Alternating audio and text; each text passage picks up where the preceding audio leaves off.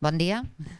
Bon dia a tothom. Moltes gràcies per estar aquí en una de les activitats que forma part d'aquestes jornades que hem organitzat i que hem batejat amb el nom de nodes, perquè ens semblava que era una bona paraula per reconèixer tot això que volem fer nosaltres, que és interconnectar, crear xarxa i tot això que pensem que és tan important per la il·lustració. Bé, en el darrer workshop d'aquest matí, a la tarda recordeu que hi ha la taula rodona, hem convidat en Jonathan Bailey. Ell té una dilatada trajectòria en el món editorial i també ha fet altres coses de tipus més tecnològic, però ara sobretot el que ell està és en una editorial en la qual treballen amb llibre il·lustrat i també amb llibre educatiu infantil. Ens semblava que aquesta àrea no sempre la treballem tant i a ell li vam demanar si podia fer una xerrada que expliqués des del seu punt de vista com s'havia de treballar tot el que eren els llibres educatius. I bé, esperem que us ho expliqui i que us sigui molt profitós. Hopefully.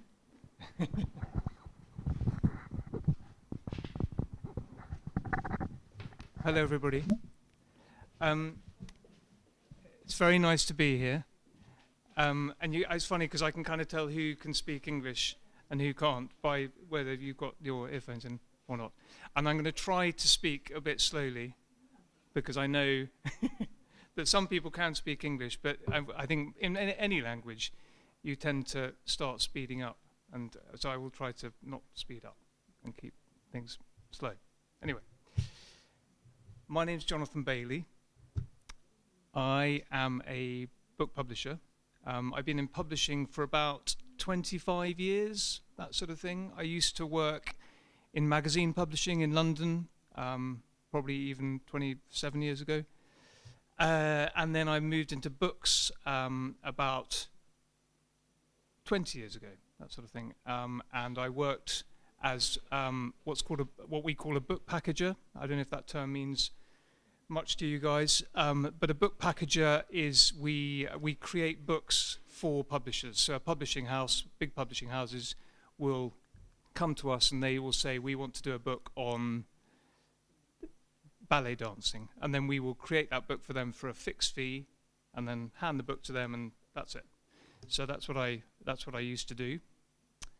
And then I moved into traditional publishing, probably about 18 years ago, that sort of thing. And I now work for GMC Publications, it's called, and we have 3 different imprints. So there's Button Books, which I'm going to focus on today, which is our children's list. But actually, we started off as a craft publisher. So GMC Publications, we publish lots of books on all sorts of crafts, so woodworking, how to make anything, basically. So it might be like knitting or crochet or embroidery or woodworking or paper craft, all sorts. But everything that we do is illustrated. And when I say illustrated, I mean either using illustrations or photograph, but where everything that we do is illustrated, and everything is non-fiction, or pretty much everything is non-fiction. So those are the kind of areas that we specialize in. And then also we publish books on photography. So we have another imprint called Ammonite Press, and Ammonite Press is it's our smallest list, and we produce photography books and then also some gift books, and so things like escape room books, which are, you have to kind of solve the story to escape the book, and we've done several of those. They are illustrated as well, as in no photographs, they're just illustrations. So yeah, we are based, and I've got a photo of our office.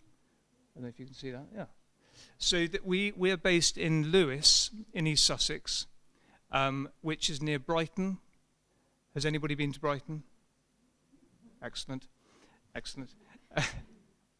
Brighton is a very big university town. So there's the University of Sussex and the University of Brighton. They're 2 very big universities, and it's a very young city.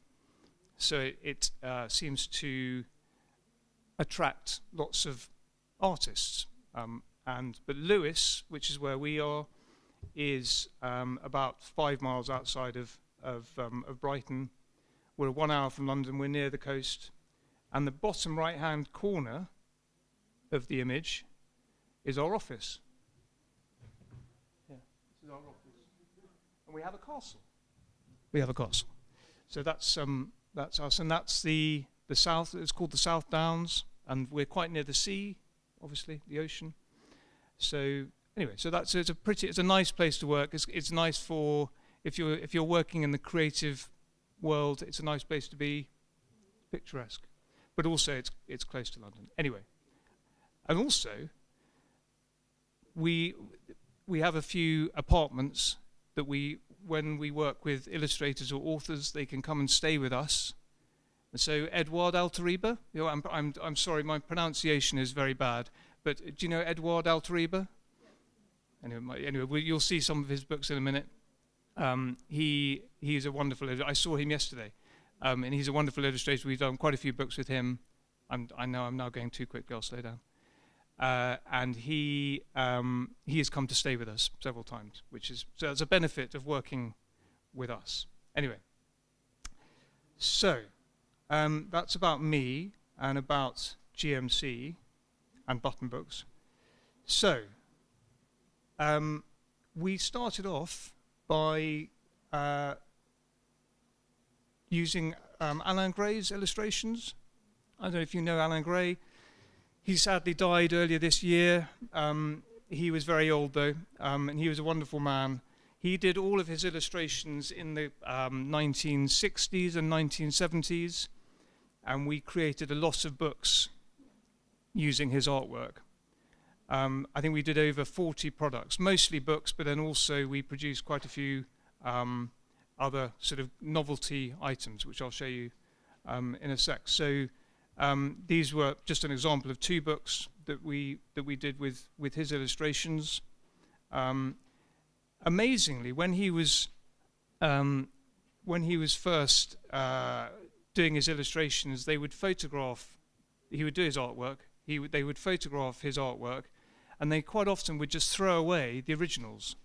So there were so few of his original artwork still in existence. So now what we had to do is to scan the illustrations from the original books, but he had done a lot of books with Flammarion for various French publishers. Anyway, and he had done all these books, and then we had to scan the artwork from the original books, and then we created new books from his artwork. But it required a lot of scanning, obviously, but then also a lot of Photoshop. There was also a lot of people smoking in obviously, which is fine for children's books in the 1960s and 1970s. It's fine, not now. So we had to Photoshop a lot of smoking. There was also no ethnic diversity, so everyone was white, so we changed that. So we had to do quite a lot of work. So these are some board books. So these are smaller format, just examples of some of the things that we did with his illustrations. And this is a good example of some books that we did, or the sort of the finished product. So the actual cover was a jacket, and then the inside was what we call an arlin or a wibbelin. I don't know if that's if there's a translation. Apologies, translator, for that. But anyway, so yes. I suppose at the end of the day, what's very important for us, pretty much for all of our books, is that the books don't all just look nice, but they feel really nice. So we use nice papers, we use nice tactile finishes, and most of the paper that we use is quite thick, so they feel kind of precious. Very important for us. So that's the inside. So you'd open up the book, and that's the jacket. It's the front of the jacket, and then inside you would have, in this example, alphabets. So the inside of the jacket was also obviously illustrated, and it's all about kind of adding value. So these are flashcards. Do you know flashcards? So flashcards, it's like a pack of cards and in a box, and then it would have 50 or 60 cards inside. There's a photograph of two of them, and they're a good way of teaching children, in this instance, mathematics and phonics. And phonics is the sound of words. So, and then we went on to do some activity books, but obviously, using his very big archive of illustrations, and then we did obviously my illustrated encyclopedia. But I guess this kind of set the kind of style for our list, for the button list. And then this is an example of a puzzle. So it contains 6 like cubes inside the box, and then those create different pictures if you get them. The child gets them in the right order. So it's just kind of using his illustrations in different ways, and we've been very successful with his products. We're still doing some of his some books with his archive, with his estate now, but not as many as we used to. So that's Alan Gray. So I'm now going to go through a lot of our books. So I hope you don't find this too boring, but I just thought it'd be helpful for you to see examples of the types of books that we publish. And also, I guess, just sort of thinking about how we go about commissioning. So so I'm going to go through various examples of our books, and then I'll kind of talk to you about the process, how we went about commissioning them, and that sort of thing. So first up, again, this is a book that we published 12 years ago. The illustrator is Kay Vincent. In some ways, it's not actually a very good example of our publishing business, because everything that we publish, and most publishers like to publish nowadays, is what we refer to as co-editionable. Does that translate to? So a co-edition publishing is when you produce a book, and then you can change the language without changing all of the artwork.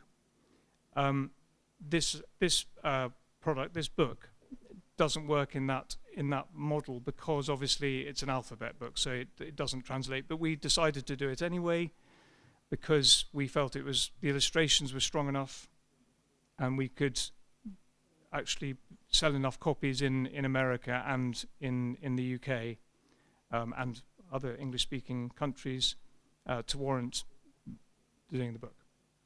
So yeah. But I think you can see the correlation, the link between Alan Gray's illustrations and Kay Vincent's illustrations. I think they combine well. So I think most publishers will usually want to find books that fit with their other books, because it's like there's cohesive, it's sort of, they sit well together. It shows up okay. So next we started publishing some books with an illustrator called Madeline Rogers, and she had a small business called Mebo, a brand called Mebo. And we did 6 books. We've done 6 books with her using these. Actually, I'm going to jump 2 slides ahead, because these books were, they're about that sort of size. They're quite big books, but in the back of the books is a pocket, and in the pocket were these animals you can see down at the bottom.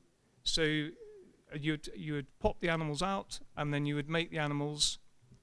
And then you would play with the animals, the child. So there was a nice story, obviously, in the book, but then also the inside of the jacket was a scene. So for safari, set. So it was like a savannah scene, and then you'd play with the child could play with the animals, and there was a story to go with it too. So I guess it's always, for us, it's about kind of trying to add value to make a product more enticing.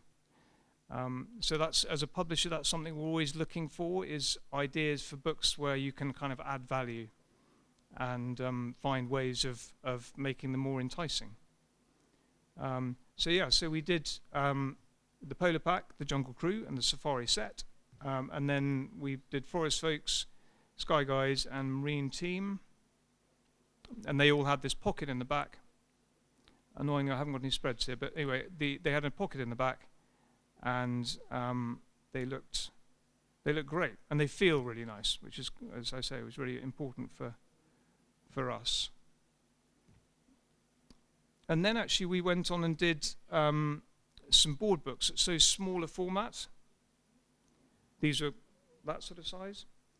Most of the content was the same, but obviously they were cheaper, and they didn't have the animals in the back. And interestingly, these were actually more popular. These were very, very popular. They sold really, really well, particularly in America. I think probably because they were cheaper. But they were great. They're really popular. So that's Meebo. And what have we got next? So next we started to decide we wanted to do some activity books. These did quite well. Esther Coombs is the illustrator. We've done quite a lot of work with Esther Coombs. You'll see more of her work in a minute. And obviously these are very much aimed at the tourist industry, but obviously for children. One thing that is kind of an important part of our decision making is with books like this, obviously a book library will not take books like this, because obviously they have to draw in, so it's colouring in or it's activities, and if you do the activities, then no one else can do them. So and actually next week or the week after, I think in 2 weeks' time, it's there's a show in Philadelphia called ALA, which is the American Library Association. It's a very big show in the book industry, and it's where librarians across America go to buy books, and they would not buy a book like this. We still decide to do these sorts of books every now and again. I've got a few more, I think, to show you in a minute, but it's just, again, I guess, interesting for you to perhaps understand our decision-making process. So this was a book. This is one of my favorite books that we've ever produced. I suppose we did this about 10 years ago. The illustrator is Marcos Farina. He is an Argentinian illustrator. Have any of you been to Bologna Book Fair? Excellent. You need to go to Bologna. Bologna Book Fair is great. It's the biggest children's book fair in the world, and we've met quite a few of our illustrators at Bologna. It's really worthwhile. It's probably quite daunting in some ways for an illustrator, because there are so many illustrators there, and there's so much work there. But it's really beneficial too, because you get to see what many other publishing companies are commissioning, what they're producing. Anyway, Marcos Farina, we met him at Bologna Book Fair. We loved his illustrations. We wanted to do another book on London, so we commissioned him to do that. And these are some samples of the spreads inside the book. They're pretty strange, some of them, but they're great. I mean, we love them. It's been a pretty popular book, and it's a way of kind of demonstrating or teaching children about the sights around London, but in a kind of quirky way. So, we love this book, and I suppose in a way, most importantly,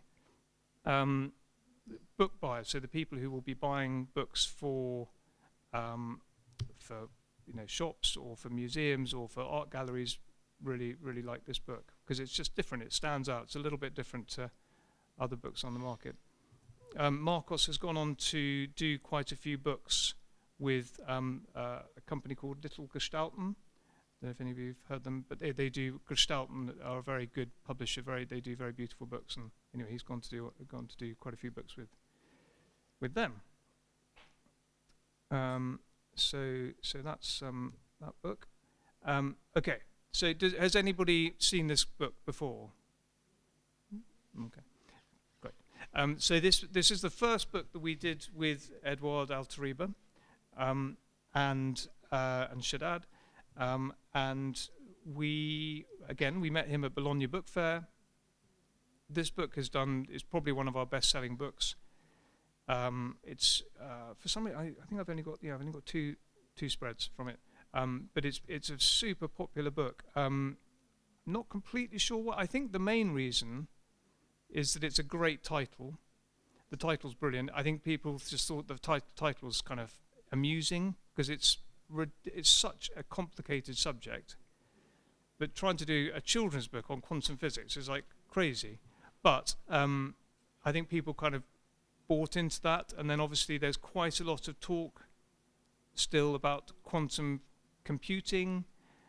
So people hear about quantum physics or quantum computing, and anyway, so Eduard came up with this idea, and Shaddad, and we decided to do a book on it. It's the cover is quite a good example of. I should have a physical copy here, but this bit here is foil. It's like silver foil. And the title uses a Pantone. Do you know Pantone? Do you know what I mean by Pantone? Yeah. So like a neon. So it's very, very bright. And I think that just kind of helps make it stand out. So anyway, so we're very pleased with the cover design, but then the insides are great as well. And it's just a fascinating subject area. As an idea, it's aimed at children, I think, between 8 and 12. I'm 53. Most of it I still don't really understand, but that's not the point because it's a lovely you start to get an idea about quantum physics, and it's just fun to do a book on the subject, and it sold really well. It still does sell well. So that was quantum physics. Now I think I've got quite a few books, by Eduard Alteriba. So we loved Eduard's illustrations, and they were obviously being well received. So we wanted to do a book on architecture, again quite a complex subject, but for children. And so we commissioned him to do this book, and we're thrilled with it, and it's come up pretty well. And I think I've got more some more spreads there. It's a beautiful book, and I think it's trying to kind of teach children about quite a complex subject, but in a really kind of graphical form. Quite often with this is a good example. Quite often with this sort of book, obviously the illustrations and the text is so integral. They're so connected that you kind of have to leave the illustrator and the author and the designer to a certain extent to just kind of get on with it because they're so connected. So that's what we did with Eduard and Berta, who was the author of that one.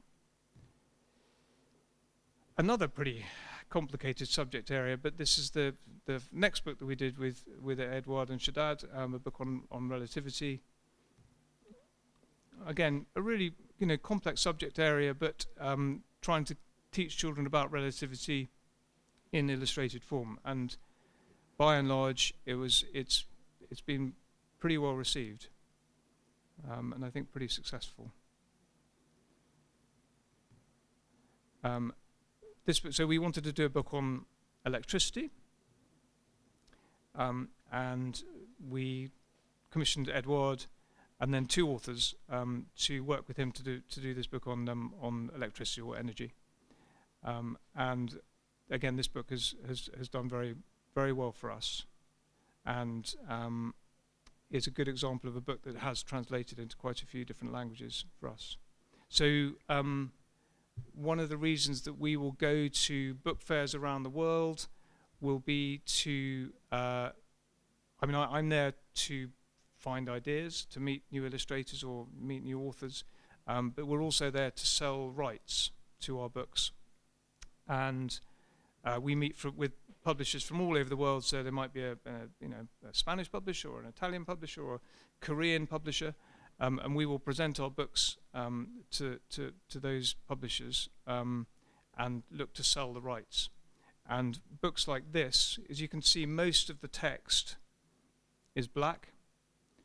So what we can do is you can change just the text. So you can print, as an idea, you can print different languages all at the same time, and that's called co-edition publishing. After COVID, we thought we must do a book on viruses and microbes. So we did this book with Edouard. And again, a really, really complex subject, but presented in a beautiful way, I think, very successfully.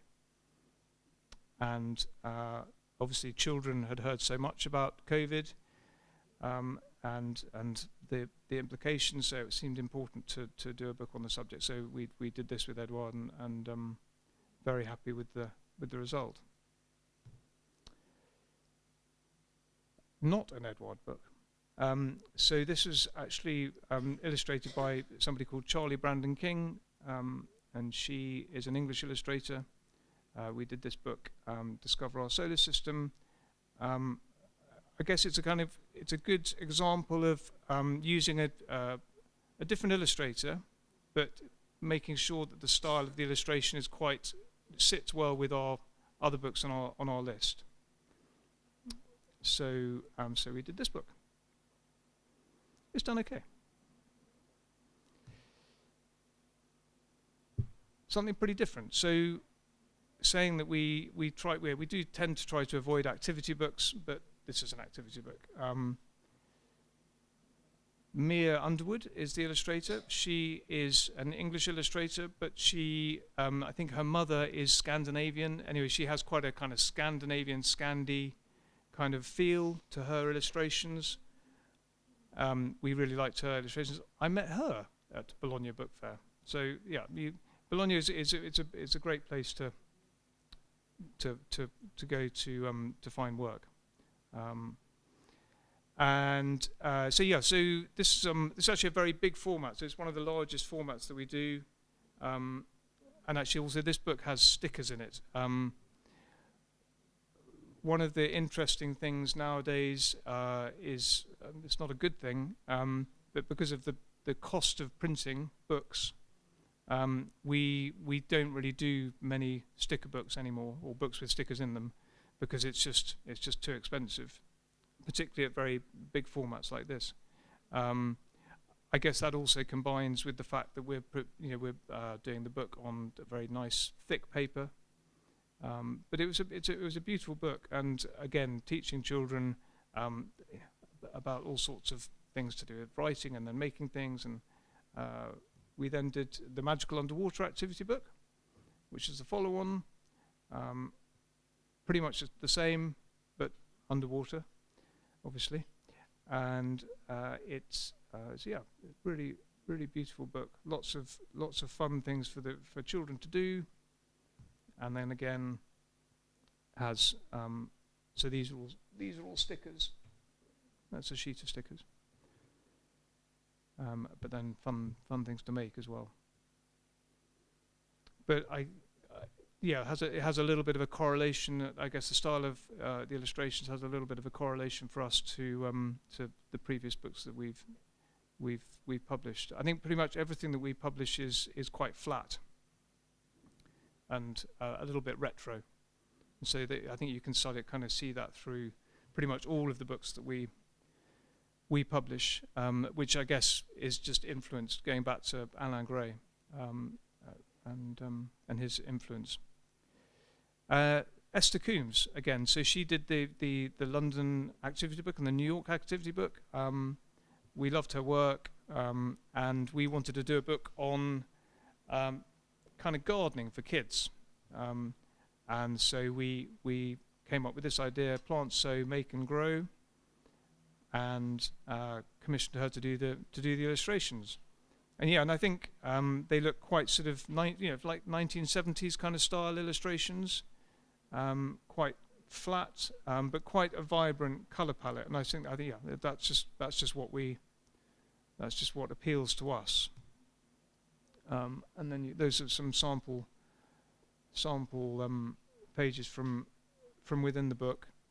And again, you can see that there's actually quite a lot of text in this book, but obviously the text has to work really closely with the illustrations. So it was very important for the illustrator and the author and the designer to work really closely together. So from our point of view, it's quite often about teaming people up with people who will get on with each other and they like working with each other. So we it just makes for a successful book, I think. Or it makes an easier book to produce anyway. This actually, so the Plant, Sow, Make and Grow book we published probably 7-8 years ago. This book we published last year. But it's very much along similar lines. So bird, bee and bug houses, it's all about making habitats for animals in your garden. And but again, it's very kind of flat colours, bit retro, but a style that sort of fits with our list really well, and we love.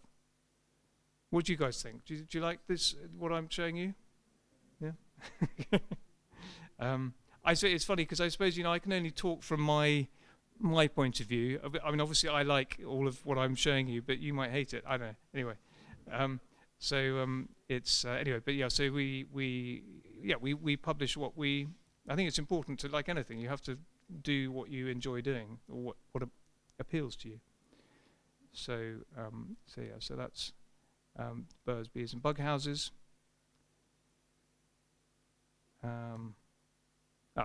Quite different. So Dominique Lipniewska, she is, I think, originally from Poland, but now lives in London. Pretty different to other things that we've published, but I think it's kind of quirky. I don't know. We just really love her illustrations. We had done the New York activity book and the London activity book, and we wanted to do something generic, which would appeal to or kind of work in any city. And we loved her illustrations, so we commissioned her to do this book. It's pretty crazy, a bit crazy, but it kind of works, I think, for us anyway. But yeah, anything it can be. It can be applied to any city, which from a book publishing point of view is very good because it means you can sell it to any country. It's applicable anywhere. But really fun, and children seem to really enjoy these illustrations. We then went, I don't know if I've got them, no I haven't. We then went on to do some flashcards with her illustrations, which are in a little box. And but actually doing those sorts of products nowadays is really really expensive. So we haven't done any more flashcards recently. Next up, so do you know Usborne? You know Usborne? Yeah, very big children's publisher based in the UK, but they're probably the biggest kind of mass market children's publisher, and they only do children's books. We obviously know that Usborne books are very successful, and so we wanted to try doing something a little bit similar to Usborne books.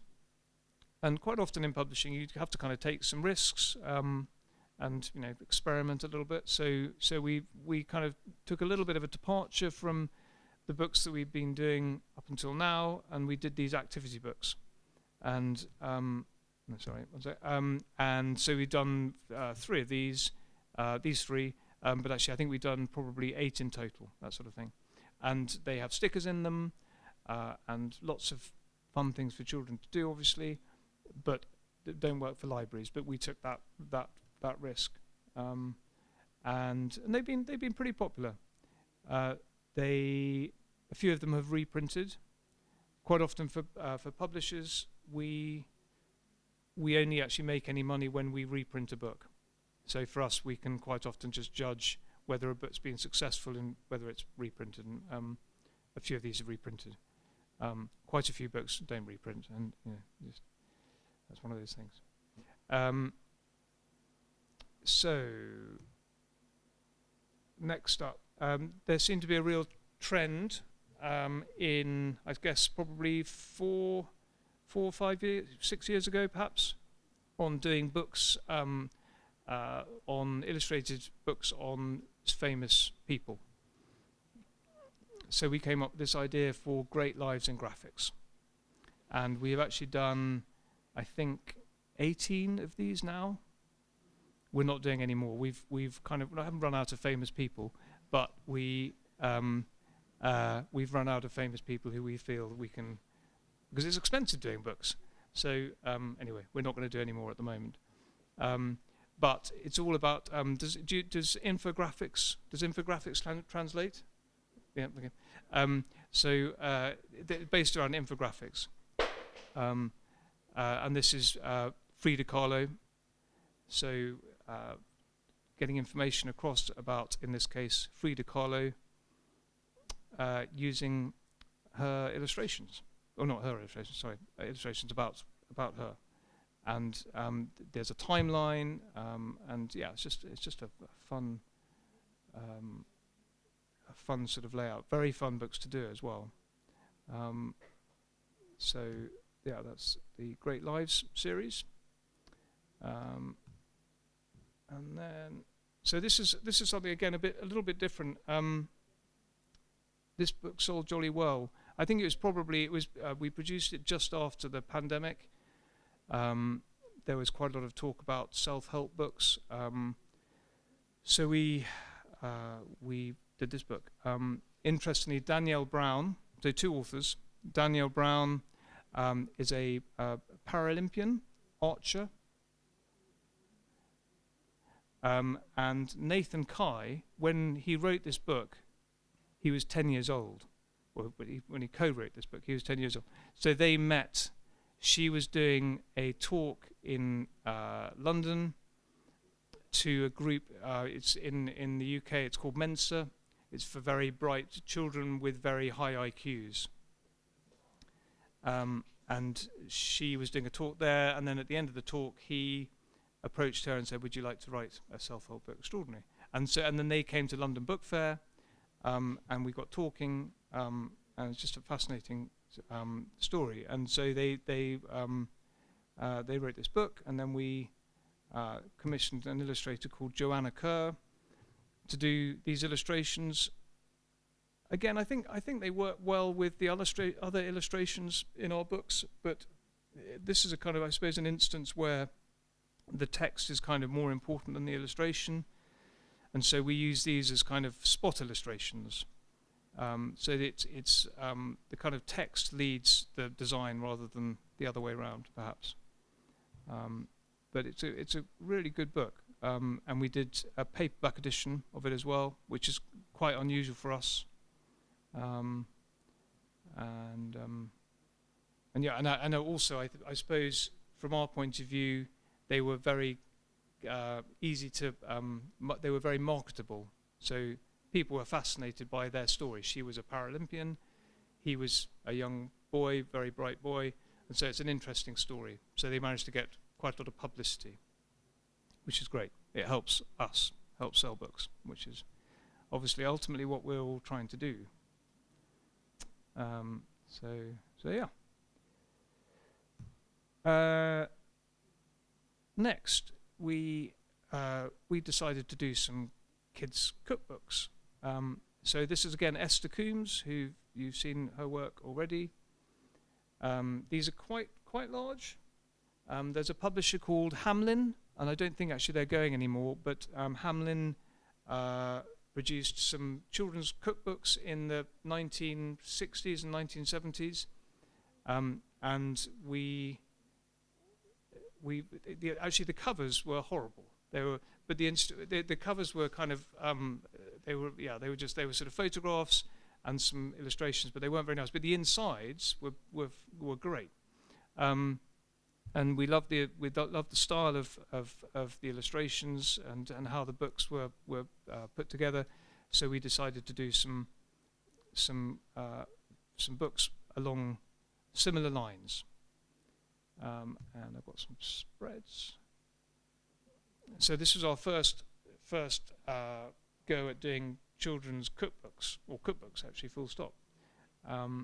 And with these, obviously, not only do we want the book to look really nice, but they obviously have to work. You know, they actually have to make sure that the recipe works at the end of it. So, an added complication. But we really like them, and actually, I think in some ways, so particularly when you're doing kind of step-by-step photos or illustrations, I think actually illustrations work better because you can kind of make them look nicer. You know, quite often food doesn't actually look particularly nice. So yeah, but I think these work pretty well. So they work so well that we decided to do more. So then we did Kids Can Bake, which, funnily enough, is all about baking. And then Kids Can Cook Vegetarian, which is vegetarian. And then now she was publishing this autumn. It's Kids Can Cook Around the World. These are quite good examples of where we have tried to come up with ideas to make the cover designs really appeal, sort of come to be very appealing on a bookshelf.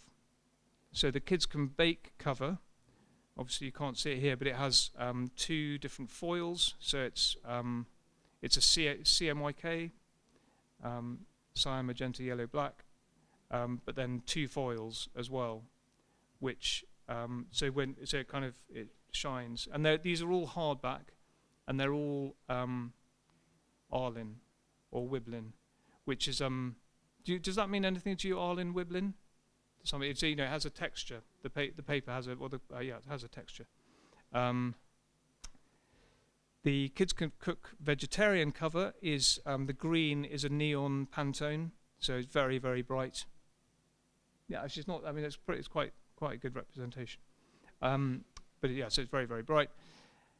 And we are currently trying to finalize the finish for the Kids Can Cook Around the World. So this is obviously taking recipes from all around the world. It's going to be a slightly more expensive book. I think Kids Can Bake and Kids Can Cook Vegetarian and Kids Can Cook. I think like about €14, that sort of thing, £12.99. Kids Can Cook will be £17, probably €20. But it's probably a third more pages. It's 100 pages as opposed to the other ones are 64. And at the moment we're just trying to kind of come up with a way of making the cover just really pop. So we're probably going to foil the globe. So there'll be the blue of the oceans will be a blue foil, and the land will be a green foil. But for us, it's always trying to come up with ideas of making a book stand out. And it's so helpful when, I mean, we have good ideas, but it's so helpful when the illustrators that we work with have good ideas for cover finishes or ways of making something kind of stand out. Obviously nowadays there are so many books in so many different languages that it's always trying to think of ideas of making a book stand out from the crowd. Is that a saying? Do you understand? When something stands out from the crowd, and it's a saying in the UK anyway. You get what I mean. Okay. Again, kind of retro style of illustration, but I understand here. So, does forest school? Does that mean anything to anyone here? Forest school is a very big thing certainly in the UK, but in Northern Europe and in North America, where primary school kids will go to. They'll do like for about a year, 1 day a week, they go to a forest, and they'll do a class a day learning outside. And we've done a few books for adults on how to teach children forest school things, and they've been very, very, very popular. We did a book called Forest School Adventure, and another book called Urban Forest School. And they've been really, really popular, but they're on our kind of adult list. I've got a book, I think, in a minute, which I can show you, which is not dissimilar. Anyway, we wanted to do a book, a forest school type book, but for children to do themselves. And so we did How to Be an Explorer, and got some spreads, I think. Yeah. So again, it's lots of activities for children to do outside, with spot artwork, but then also actually in this instance some photos as well. And that's my daughter. She's now much taller. Anyway, and then also we had these feature spreads as well, so telling a little bit about a famous explorer, and it's been popular. Hasn't reprinted yet, but hopefully it will. Okay, so we are always looking. So like the cookbooks, we're always trying to come up with ideas of books that we can turn into a series, because salespeople really like series. Anyway, so we wanted to do a series of books which would teach children about different eras. And so we came up with the Live Like a series. And obviously the first one, Live Like a Hunter-Gatherer. This was illustrated by Mia Underwood, who is the English illustrator, but it has a kind of bit of a Scandi feel. But this is a good example, actually. We knew she could do the illustrations, but we didn't want her to do the illustrations quite in the normal way that she would do them. So we worked with her very closely and came up with a style of illustration that we felt would fit this series better. And she came up with these illustrations, which I love. I think they're really great. They're not. They look great, but also they are. They have to be very factually correct. So they have to be. Factually correct. And these have been really popular. And then we've done these titles in the series. So then was Live Like a Roman, Live Like an Ancient Egyptian, Live Like a Tudor, and now we're working on Live Like a Victorian, which is publishing in the fall, in the autumn.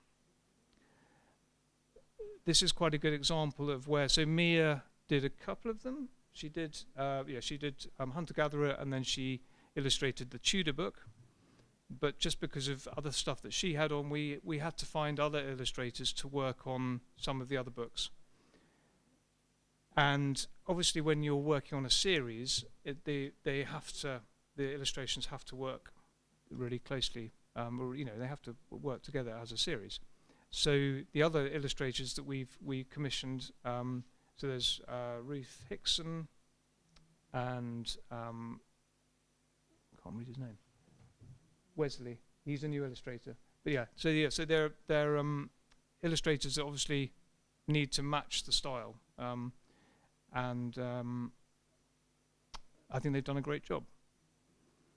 Again, these books they're hardback, and they have a kind of tactile finish. Some of them use spot Pantones, but from a sales point of view, it really helps having a series, because bookshops like to buy series. So there we go. Okay. So this was a really important book that we felt we had to publish, just with everything that's craziness that's going on in the world. So Edouard actually came up with this idea. What is war? And we had to publish it. It's actually hasn't. It's sold fine. It's only really for the educational market. It's not bedtime reading, obviously, but it's a really important book, and so it's obviously trying to talk about a very difficult subject to children. But Edouard did an amazing job of coming up with a style for the book, which we thought 5 minutes, which we thought worked really well. Sorry. And also interestingly, it has a very limited palette, so it's just red and black. Migrants, again, so important. And this one is yellow and black. So I guess the challenge here was, just talking about a very difficult subject, but trying to get it across in a very simple way. And I think Edouard did really well with that in with a limited palette. And then we did economics and politics. So all very difficult, complicated subject areas, but done in a appealing way. These ones obviously are 4-color. We talked about Forest School. I'm now going to start talking more quickly. 100 Forest School activities, fun activities for children to do. Lots of photos. This has been really, really popular. Just fun things for children to do outside. But again, this is a good example of where illustrations and photos have to work with the text. So it's a kind of team. You've got an illustrator, photographer, designer, editor, author, all working together really closely. We are nearly the end. New illustrator for us, Josh Rice. I met him at London Book Fair, and Tom Jordan. Josh is the illustrator, Tom's the author. Love his illustration style. Obviously, it fits really well with the other books that we published. It was a kind of, it was a definite that we were going to do a book with these guys. So this is it, and this came out this spring, so recently, and it's been really popular. There's a lot of books on this market at the moment, but it's been really popular. And then some sample spread. So it's just it's a really, really lovely, appealing book. Okay, so Madeline Rogers, who did the Meebo books, and her sister, Kathy Rogers, came up with this idea. It's like an idea for, basically it's like an antidote for all the horrible things that are going on in the world in terms of climate change, and trying to put a positive spin on that. So all the wonderful things that scientists are doing now that will make the world in 50 years' time a better place for our children. So it's like an optimistic book, and so we felt it was a very important book to do. And there's no other books like this on the market, so because of that, it was really well received, and has sold very well. And they're great authors. Got some sample spreads there. Latest book that we've done with was there's two more books that we've done with Edward, my first book of evolution. So lovely spreads. And then a book on Mars. We hope that Elon Musk goes to Mars and stays there. Obviously there's a lot of talk about moving, how inhabiting Mars, and so we decided to do a book on it. Edward came up with these great illustrations. This has been very popular, again, because there's nothing on the market about it for children. So quite a departure for us. We came up with this idea for a factology series, another series, but this is lots of different subject areas, and there's just a small sample. So Romans, and actually we published these originally as bookazines. I don't know if that means anything to like a book that goes into the news trade as opposed to the book trade. So it was a bit of an experiment for us. And then finally, we wanted to do, again, a bit of an experiment for us, but a graphic novel. So this will not sell in Spain, I think. It definitely won't. But 1066 of the Battle of Hastings. Anyway, important battle in English history. So we wanted to do a graphic novel. And this is teaching children about an important battle, but in like a cartoon form. So this is publishing in the autumn, and we'll see how it goes. Moltes gracias. There you go.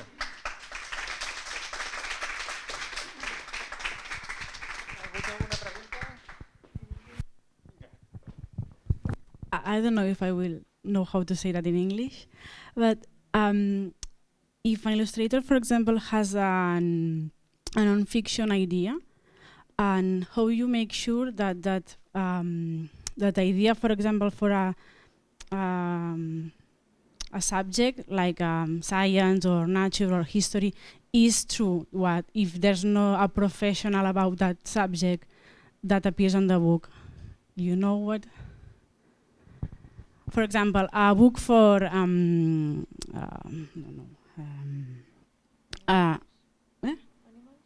for animals, for example. Okay. And you want to talk about the sea or the ocean.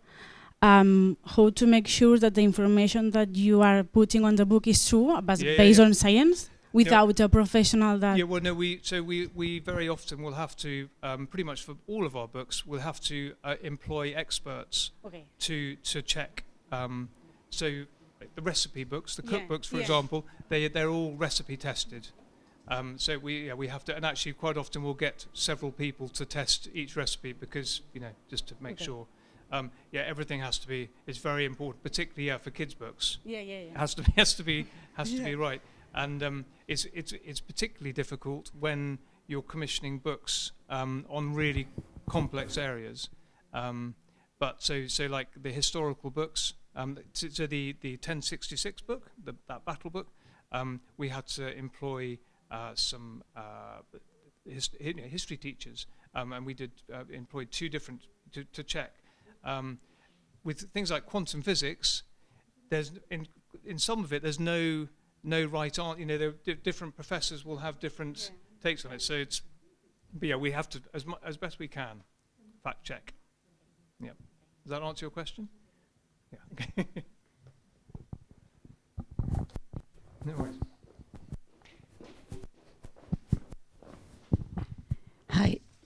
What do we have to do if we want to submit? Not only an illustrations, a non-fiction book or some idea. What will be the? Just email me. Literally, just I mean, I get a lot of emails. Yeah, I suppose it. And so, but but just if you have an idea for a book and you think it's going to fit with our list, then we're always very happy to hear from people. Quite often, what I will do is I will immediately just send the email to one of my colleagues to get their opinion. But I get a lot of emails. We're not. I try to avoid agent. Does anybody have agents? Do people work with agents? No. Yeah, I try to avoid agents because for me, I think they can be very beneficial, but for some people, I think agents complicate things generally. But yeah, just email me. But what do you need, like a synopsis, like a target, Yeah. like some illustrations and? Yeah, exactly. Like some sample illustrations and a synopsis. And also the text, no? If you are an author too, or yeah. I mean, but the thing is, everything that we do is edited. So we work with lots of very brilliant people, lots of clever people, but they can't write. So we always edit our text. Some of our authors are very good at writing, but quite often their work needs editing. So and we edit. Most of our work has to be edited anyway to make it fit. So it has to be. So it's what we call cutting and filling. When we're designing a book, we'll have to cut text or fill text to make it work with the layout. So. Yeah. Anyway, it's not so important if you are author to be so precisely when you are writing a non-fiction book. It helps to be, Yeah. I understand. Okay. But no, it's not the end of the world. Okay. Yeah. Okay, nice. Thank you. Kind of help. Hello, Jonathan. It's nice to see you again. I have a portfolio review in Bologna this year. Yeah, of course. It was nice to meet you. Yeah. I wanted to ask you, well, I saw that many examples that you showed us, they have, for one side, a writer and an illustrator. So when you're preparing a new book or a new idea, you work with the writer first. Do you finish the text before sending or looking for an illustration? It depends. You are working with both of them at the same time? Yeah. How do you look for an illustrator when you already have a writer for a new idea? Most of our books come from the illustration. So we'll have an idea for a book, and then it's finding an illustrator whose work we think works with that idea, and then we'll then write the text or commission the text. So afterwards. Okay. The text is obviously so important, but I'm afraid I would probably say it's more important how the book looks for us. Okay. Our type of books. It's the most important thing is that it looks really nice. You know the saying, never judge a book by its cover? You know that saying? Yes. It's nonsense.